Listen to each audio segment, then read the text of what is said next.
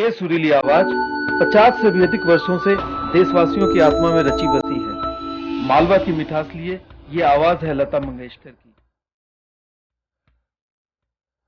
मैं अभी तक उसी दुनिया में घूम रही हूँ, वही एटमॉस्फेयर, वही सारे म्यूजिशियंस। गाना रिकॉर्ड होता था, 100 म्यूजिशियंस साथ रिकॉर्ड हो रहा है। आर.डी. बर्मन या एस.टी. बर्मन, उनके गाने अलग अलग स्टाइल, गाते वक्त भी अच्छा लगता था। अब वो सब मैं मिस करती हूँ। पिछले दिनों एचएमवी ने लता मंगेशकर को पद्म विभूषण मिलने की खुशी में मुंबई में एक स्वागत समारोह आयोजित किया। इसमें फिल्म जगत की बड़ी बड़ी हस्तियां शामिल हुईं। इनकी जो आवाज़ है वो आने हजारों सालों तक, जितने भी साल आने वाले हैं, ये आवाज़ गूंजती रहेगी, क्योंकि ये आवाज़ फिर पैदा नहीं होगी। समारोह में एक और जहां नई पीढ़ी के कलाकार लता जी का साथ पाकर स्वयं को गौरवान्वित महसूस कर रहे थे, वहीं इस महान कलाकार के समकालीन उनके साथ तय किए सफर को याद कर रहे थे।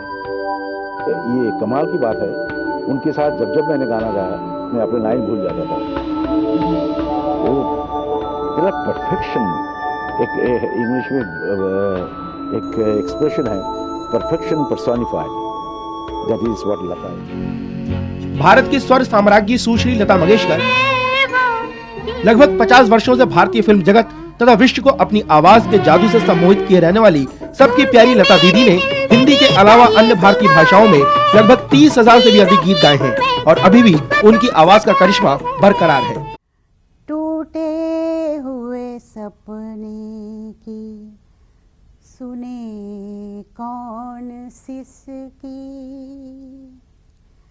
अंतर को चीर व्यथा पलकों पर ठिठकी। हार नहीं मानूंगा, रार नहीं ठानूंगा, काल के कपाल पर लिखता मिटता हूँ, गीत नया गाता हूँ।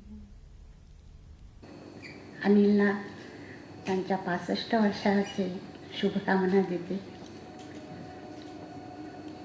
त्यांनी अजूनही खूप काम करावं, खूप चांगलं म्युझिक करावं असा त्यांना मी आशीर्वाद देते, कारण माझ्यापेक्षा ती खूप लहान आहे आणि त्यांचा आशीर्वाद त्यांना, तुमचा सर्वांचा आशीर्वाद त्यांना आहेच, आणि मी पण त्यांना खूप शुभेच्छा देते आणि आपली रजा घेते। नमस्कार।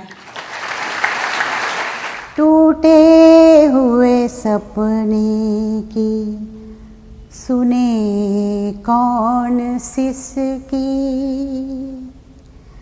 अंतर को चीर व्यथा पलकों पर ठिठकी।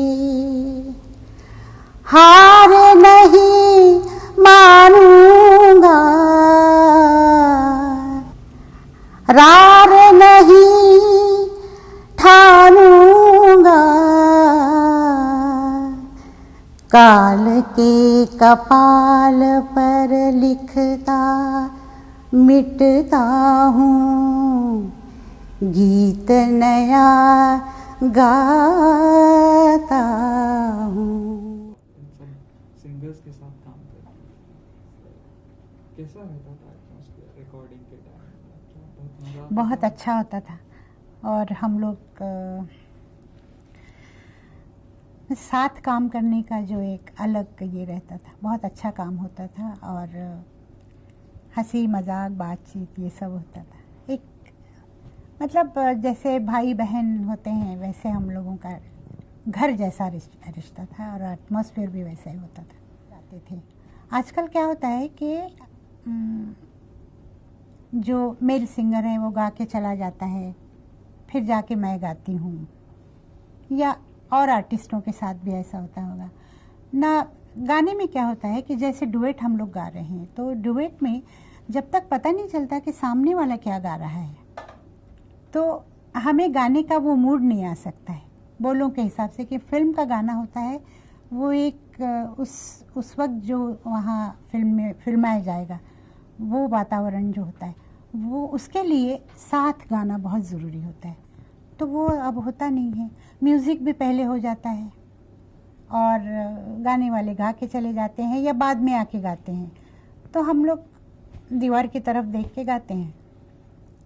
ह्यूमन कांटेक्ट नहीं रहा। नहीं, हाँ, मतलब इसमें होना चाहिए पर्टिकुलरली हमारे गाने में कि क्या हो रहा है। कि जैसे अभी आप मुझे पूछ रहे हैं तो मैं आपको जवाब दे रही हूँ, वैसे ही होता है गाने में कि वो क्या गा रहा है, उसने ये बोल किस इसमें गाया है, क्या क्या एक्सप्रेशन है।